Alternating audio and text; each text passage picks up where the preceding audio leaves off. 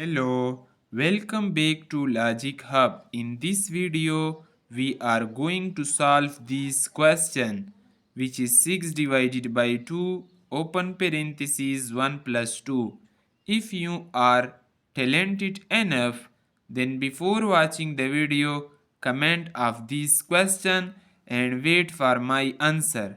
Guys, mostly people can solve this question by wrong method, which is that he can write 6 divided by 2 time 1 plus 2 equals to 3. Okay, and in next step he can solve it as 6 divided by 2 times 3 equals to 6, and the final answer of his just 1. But guys, this answer is absolutely wrong, because the order of operation, which is called PEMDAS, where P stand for parentheses, E stand for exponent, M stand for multiplication, D stand for division, A and S stand for addition and subtraction.